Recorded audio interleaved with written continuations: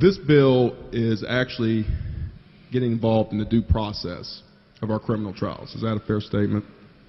I don't know about due process, but Selecting a jury is part of the due process system, is it not? I don't know what you mean by getting involved in. If you're asking me what the bill does, the bill changes the number of strikes.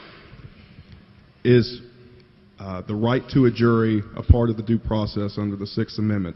And the right to a jury trial is a constitutional right as defined in the Constitution. Yes, sir.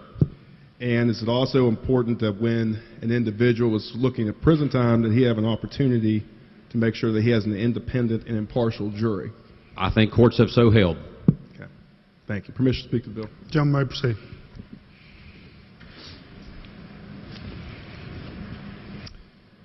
It is better than 100 guilty persons should escape than one innocent person suffer. Benjamin Franklin wrote that letter, March the 14th, 1785, to Benjamin Vaughan. Those are the principles that our Constitution was established on. Due process. For every individual to come before our court system. That's what they founded upon.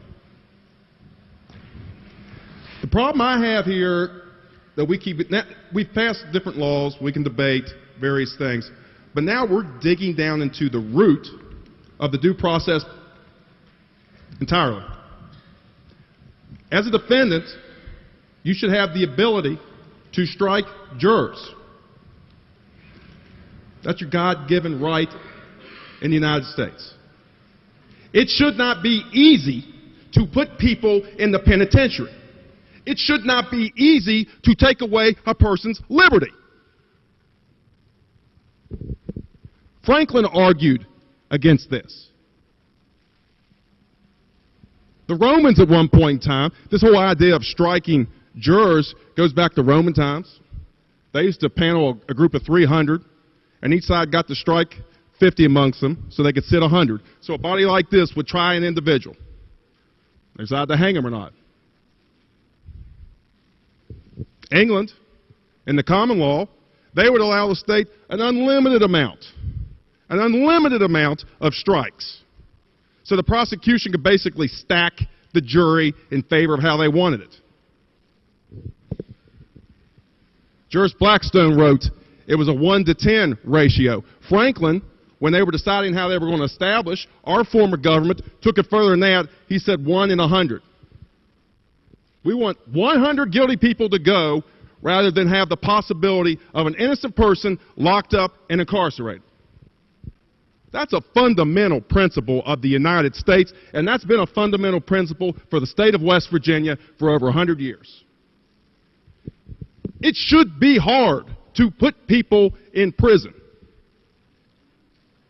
Franklin warned about the possibility of the state coming before here, agents of the state, requesting to make their job easier. Now, we give hundreds of millions of dollars to law enforcement, to our prosecutors, to go out and enforce the laws that we enact.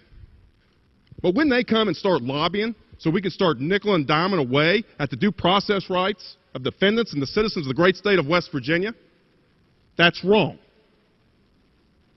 That's rolling into an authoritative state. This is a bedrock principle in this country.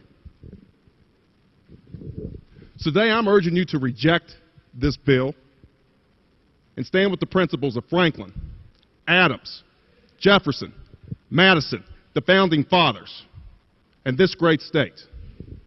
Thank you, Mr. Speaker.